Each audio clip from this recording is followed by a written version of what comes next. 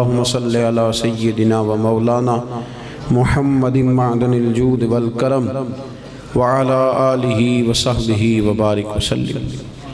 عزیز دوستو، قرآن مجید نے نبی پاک علیہ السلام کے اخلاق عالیہ کی تعریف کی اور ارشاد فرمایا کہ وَإِنَّكَ لَعَلَىٰ خُلُقٍ عَظِيمٍ۔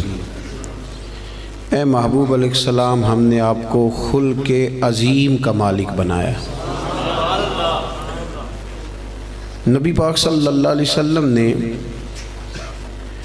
جو اخلاق ہمیں عطا فرمائے ہیں نا، وہ کوئی عام سادے سے یا ایسے رویے نہیں ہیں جو کوئی بھی مصلح کسی کو بتا لے، بلکہ کائنات میں جو سب سے اچھی عادات اور سب سے اچھے اخلاق تھے وہ رسول کریم علیہ السلام نے ہمیں عطا فرمائے۔ اور حضور علیہ السلام نے فرمایا، میں اخلاق حسنہ کی تکمیل کرنے آیا ہوں۔ یعنی ساری دنیا جمع ہو کے بھی دوبارہ اتنے اچھے اخلاق کی طرف توجہ دلانے کا دعویٰ نہیں کر سکتی جو اخلاق مدینے والے محبوب نے ہمیں عطا فرمائے۔ یہ حد ہے، اس سے مزید آگے کوئی بڑھ سکتا؟ وَإِنَّكَ لَعَلَىٰ خُلُقٍ عَظِيمٍ۔ اور جناب عائشہ صدیقہ رضی اللہ تعالیٰ عنہ اس کی تفسیر میں فرمایا کرتی تھی، کان خلقہ القرآن، کہ وہ سارے اخلاق جن کو قرآن بیان کرتا ہے نا، وہ سارے حضور نے کر کے دکھائے، وہ سرکار نے ہمیں کر کے دکھائے۔ ہمارے ہاں لوگ یہ سمجھتے ہیں کہ صرف میٹھا بولنے کا نام اخلاق ہے، حالانکہ اخلاق اعلیٰ حضرت نے خلق کا ترجمہ خو کیا ہے، یعنی عادت۔ اچھے اخلاق بنیادی طور پہ اچھی عادات کو کہتے ہیں۔ لوگ سمجھتے ہیں کہ صرف شاید میٹھا بولنے کا نام، یہ بھی اخلاق کا ایک حصہ ہے، لیکن ایک حصہ ہے۔ میٹھا بولنا کل اخلاق نہیں۔ میٹھا تو آپ کو پتہ ہے لوگ اپنے مطلب کے لیے بھی بولتے ہیں، میٹھا تو لوگ مطلب کے لیے بھی بولتے ہیں۔ جہاز کا جو عملہ ہوتا ہے ان کی بڑی بڑی تگڑی تنخواہیں ہوتی ہیں، بڑی بڑی، تو ان میں سے جو آدمی 2 لاکھ روپیہ مہینہ لیتا ہے اسے پتہ ہوتا ہے کہ یہ بندہ 15,000 کی ٹکٹ لے کے بیٹھا ہوا ہے، لیکن وہ جتنی مرضی تلخی کرے ان کی ٹریننگ ہوتی ہے کہ تم نے تلخ نہیں بولنا، یہ ٹریننگ ہوتی ہے۔ بلکہ چلیں اس سے زیادہ کھول کے بات عرض کرتا ہوں، آپ یہ اپنے شہر میں کسی کپڑے والی دکان پہ چلے جائیں تو سیل مین سے کہیں کہ ایک سوٹ دکھائیں تو وہ آپ کو دکھائے گا، نہیں یہ نہیں مجھے پسند تو وہ دوسرا تھان کھول لے گا، یہ بھی نہیں پسند تو وہ سارے کھول کے لے آئے گا۔ آپ آنے لگیں گے تو کہے گا انکل ذرا ٹھہریے، میں نے کچھ پیچھے بھی رکھے ہوئے، وہ بھی کھول کے لائے گا۔ پھر بھی آپ نے کہہ دیا کہ نہیں تیرے پاس وہ ہے ہی نہیں یار، تو نے میرا وقت ضائع کیا، تو پھر بھی بد اخلاقی نہیں کرتا وہ، بلکہ آپ سے کہتا ہے اگلے ہفتے آئیے گا، نیا مال بھی آنا ہے۔ لیکن جب آپ نیچے اترے سیڑھیوں سے تو اس نے پیچھے سے کہا کہ ایک جوڑا اس نے لینا ہوتا ہے اور نخرہ دیکھو کتنا ہے، تو آپ کا کیا مطلب ہے؟ یہ بندہ اخلاق والا ہے؟ یہ اخلاق، اس نے تو غیبت کی، اس نے ظلم کیا اپنی جان پہ۔ لوگ سمجھتے ہیں کہ فقط میٹھا بولو، یعنی یا میٹھے بولتے جائیں باقی جو مرضی کرتے جائیں۔ اخلاق صرف میٹھا بولنے کا نام نہیں، اخلاق میٹھا بولنے کو نہیں کہتے، اخلاق تو سچ بولنے کو کہتے ہیں۔ سچ بولنا اور اس سچائی میں پھر مٹھاس پیدا کرنا، پھر اس کا نام حسن اخلاق ہے۔ سچ بولنے کا نام اخلاق ہے، خودداری کا نام اخلاق ہے، عزت نفس کا نام اخلاق ہے۔ عزیز دوستو، دیانتداری کا نام اخلاق ہے۔ نبی کریم صلی اللہ علیہ وسلم نے نا ہمیں بلند اخلاق سکھائے، بلند اخلاق۔ آج جن چیزوں کی بہت زیادہ ضرورت ہے ان میں سے ایک چیز ہے خودداری، عزت نفس۔ یہ دولت بے بہا ہے۔ حضرت حکیم بن حزام رضی اللہ تعالیٰ عنہ فرماتے ہیں کہ ہم کچھ لوگ نبی پاک صلی اللہ علیہ وسلم کی بارگاہ میں حاضر ہوئے تھے، حضرت عبد الرحمن ابن عوف بھی ان میں شامل تھے۔ ہم جب حاضر، یہ سیاستہ کی روایت ہے، کہتے ہیں جب ہم حاضر خدمت ہوئے تو حضور نے فرمایا میرے ہاتھ پہ بیعت کرو، تو ہم نے اس کی حضور ہم تو پہلے بیعت کر چکے ہیں، بیعت اسلام تو ہو چکی۔ حضور نے دوبارہ فرمایا بیعت کرو۔ ایک صحابی نے پھر عرض کی حضور بیعت کر چکے ہیں، تو حضور نے فرمایا دوبارہ بیعت کرو اور اس بات پر بیعت کرو کہ کسی دنیا دار کے آگے ہاتھ نہیں پھیلاؤ گے، کسی دنیا دار کے سامنے۔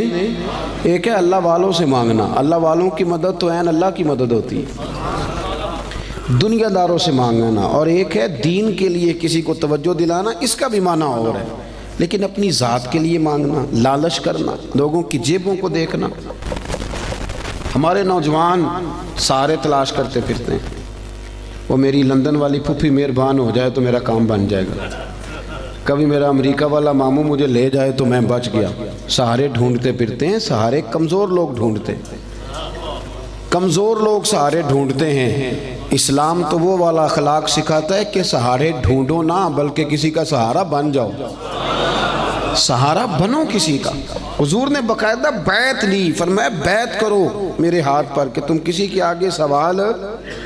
تو حضرت حکیم بن حزام کا اپنا یہ حال تھا کہ بوڑھے ہو گئے تھے، ضعیف تھے، چلتے تھے تو کمر میں تکلیف ہوتی تھی۔ ایک دفعہ گھوڑے پہ بیٹھے تھے یا اونٹ پہ بیٹھے تھے تو ہاتھ سے درہ گر گیا زمین پہ، آپ کا خادم قریب کھڑا تھا، بڑی مشکل سے گھوڑے سے اترے، وہ درہ اٹھایا، دوبارہ بیٹھنے لگے تو تکلیف ہوئی، 2-3 دفعہ کوشش کر کے بیٹھ گئے تو خادم کہنے لگا حضور مجھے حکم دے دیتے میں پکڑا دیتا۔ فرمانے لگے کیسے تمہیں کہہ دیتا؟ میں نے اپنے محبوب سے وعدہ کیا ہے کہ زندگی میں کسی دنیا دار سے سوال نہیں کروں۔ یہ کمزور لوگ ہوتے ہیں میرے بھائی۔ غیرت، اقبال نے کہا، اقبال کہنے لگے غیرت ہے بڑی چیز جہان تگ و دو میں، غیرت مند بن، تو کسی کے سامنے ہاتھ پھیلاتا ہے؟ غیرت ہے بڑی چیز جہان تگ و دو میں، پہناتی ہے یہ فقر کو تاج سردارا۔ فرمایا فقیر اگر سرداری والا تاج پہننا چاہتے ہیں نا تو پھر وہ ہاتھ پھیلانا چھوڑ دیں۔ مسند امام احمد بن حنبل کی حدیث کے 2 جملے ان کو رٹ کے یاد کر لینا آپ نے۔ ایک شخص نے عرض کیا تھا یا رسول اللہ صلی اللہ علیہ وسلم ذلت کیا ہے؟ تو نبی پاک علیہ السلام نے فرمایا اگر تو لالچ کرے گا تو ذلیل ہو جائے گا، لالچ کرے گا تو ذلیل ہو جائے گا۔ عرض کی حضور پھر عزت کیا ہے؟ تو محبوب فرمانے لگے جو رب نے تجھے دیا ہے نا اس پہ راضی ہو جا، اللہ تجھے عزت عطا کر دے گا۔ خوددار بنے۔ قرآن پاک نے نا تعریف کی ہے اصحاب صفہ کی، قرآن کہتا ہے لا یسألون الناس الحافا، وہ کسی سے لپٹ لپٹ کر سوال نہیں کرتے، پیٹوں پہ پتھر باندھے ہوئے، کئی دنوں سے روٹی نہیں کھائی، پر کسی سے لپٹ لپٹ کر سوال، وہ خودداری والے لوگ، عزت نفس والے، وہ ہاتھ نہیں پھیلاتے، وہ ان کا یہ رویہ نہیں ہے کہ کوئی آئے گا تو مجھے دے جائے گا۔ خواجہ حسن بصری رحمۃ اللہ علیہ کے پاس ایک نوجوان آیا تو آگے کہنے لگا حضرت جی مجھے سمجھ لگ گئی آج کے بعد میں نے کام کوئی نہیں کرنا، اب میں گھر بیٹھوں گا اللہ روزی دے گا۔ آپ فرمانے لگے جی وہ کیا سمجھ لگ گئی ہے؟ کہنے لگا میں نے آج عجیب بات دیکھی ہے، میں جنگل میں گیا ہوا تھا، ایک شیر آیا ہے، اس نے ایک بکرے کا شکار کیا، کچھ اس نے کھایا ہے، پھر اس نے باقی کا اپنے پنجوں میں پکڑا ہے، پہاڑی کے اوپر چڑھ گیا، وہاں ایک نابینا لومڑی بیٹھی تھی، باقی کا اس نے اسے کھلایا ہے۔ تو مجھے مسئلے کی سمجھ آ گئی ہے کہ جو اللہ لومڑی کے لیے بندوبست کر سکتا ہے میرے لیے بھی کرے گا، لہذا اب کام نہیں کرنا۔ تو خواجہ حسن بصری فرمانے لگے سبحان اللہ کیا تیری سوچ ہے، تو نے 2 کردار دیکھے، ایک لومڑی دیکھی ایک شیر دیکھا، او خدا کے بندے تو نے لومڑی بننے کا فیصلہ کیا، شیر بننے کا کیوں نہیں کیا؟ تو شیر بننا، شکار مار، کھا بھی اور کھلا بھی، کھا بھی اور کھلا بھی۔ پڑھے نا ابن ماجہ شریف، ایک صحابی حاضر خدمت ہوئے، عرض کی حضور کچھ دیجئے۔ یہ نوجوان میری بات پہ خاص توجہ کریں، اب وہ اقبال کہا کرتے تھے لہو مجھ کو رلاتی ہے جوانوں کی تن آسانی، کہتے ہیں آرام پسند ہے، کہتے کرنا کچھ نہ پڑے، کچھ شارٹ کٹ رستہ ملے۔ بلکہ ہمارے بچے تو اب خواب دیکھتے ہیں کہ سویرے میں اٹھوں تو میرے نا بستر کے نیچے ایک توڑا پیسوں کا پڑا ہوا ہو، یا میری موٹر سائیکل سے بس ٹکرائے کچھ ہے، میں اٹھاؤں تو نیچے ہیرے ہیرے ہوں۔ یہ خواب ہے، تو خواب خواب ہی ہوتے ہیں، ان کو تعبیر کرنے کے لیے محنت کرنی پڑتی، محنت کریں، جد و جہد کریں، خواب نہیں دیکھیں۔ ہمارے ہاں مزاج ہی نہیں، توجہ ہی نہیں۔ ابن ماجہ کی حدیث، ایک شخص نے آ کے عرض کیا تھا یا رسول اللہ کچھ دیجئے، اور کہاں سے اس نے مانگا؟ اس بارگاہ سے کہ جہاں سے قطرے بھی ملے تو دریا بن جایا کرتا ہے۔ आला हज़रत फरमाते हैं मेरे करीम से गर कतरा किसी ने मांगा दरिया बहा दिए हैं। दुर बे, ये लफ्ज़ क्या है? दुर बे बहा। दुर अलग है और बे बहा, शेर ज़रा समझ के पढ़ा कर। दुर आला हज़रत है ना, तो ज़रा आला सोच के साथ पढ़ना पड़ेगा, है ना जी। वो हमारे नाथ खां कच्चे पक्के शेर पढ़ देते, हम यहाँ से पढ़ें वो मदीने सुने, सुभान अल्लाह। तो मामू कांजल से पढ़ें तो हुजूर सुनते हैं, तो अगर फैसलाबाद से पढ़ें तो ये क्या शेर हुआ? आला हज़रत का शेर ही और है। आला हज़रत का शेर ये नहीं है कि हम यहाँ से पढ़े वो मदीने सुने, बल्कि आला हज़रत का शेर है कि दूर नज़दीक के सुनने वाले वो कान, दूर से भी और नज़दीक से सुनने वाले। एक ये कान है तो एक कान होती है नमक की कान, सोने की कान, जिसमें से कुछ खजाने निकलते हैं। तो आला हज़रत फरमाते हैं दूर नज़दीक के सुनने वाले वो कान, काने लाले करामत पे लाखों सलाम। हुजूर के जो कान है ना वो करामत की कान है, वो कराम, वहाँ से करामत के लाल निकलते हैं। फाज़िल बरेलवी का शेर तो फिर वो बहुत सारी तफसीरें करता है ना, बार वक्त नहीं कि मैं इस तरफ जाऊँ, मजमून पे रहना चाहता हूँ। मांगा उसने कुछ आके, तो नबी पाक सल्लल्लाहु अलैहि वसल्लम ने ना, हुजूर सबको देते थे और बेबहा देते थे, और जो एक दफ़ा हुजूर से मांगता था कहीं और जाने की ज़रूरत ही नहीं पड़ती थी। लेकिन इस सहाबी से, नौजवान से नबी पाक ने फरमाया तेरे पास कोई शय नहीं, तू मांगने आया है। तो उसने अर्ज़ की या रसूलल्लाह मेरे घर में ना एक कंबल है ओढ़ने का और एक प्याला है पानी पीने का, सही बताना इतना गरीब कोई इस महफिल में है जिसके घर में एक ही कंबल और एक ही प्याला हो? बोलते क्यों नहीं? आप नाराज़ हैं? चलो ना ही कर दे। कोई ऐसा गरीब है? लेकिन आप हर तीसरे आदमी से पूछें हाल क्या, तो वो रो पड़ेगा, कहेगा सबसे गरीब मैं ही नहीं। हर तीसरा बंदा गरीब है, परेशान है। इतना भी कोई गरीब होगा कि एक प्याला पानी पीने का और एक कंबल ओढ़ने का? नबी करीम अलैहिस्सलाम ने ना वहाँ उसे ये नहीं कहा कि चल तू रो आंसू बहा, और मैं लोगों को भी कहता हूँ कि सारे कहें कि बड़ा गरीब है इसके साथ ताउन करो ना। उस गरीबी पर भी रसूल करीम ने गैरत का दर्स दिया। हुजूर ने फरमाया जा कंबल और प्याला लेके आ। वो लेके आए तो अल्लाह के रसूल ने फरमाया कौन खरीदेगा भाई?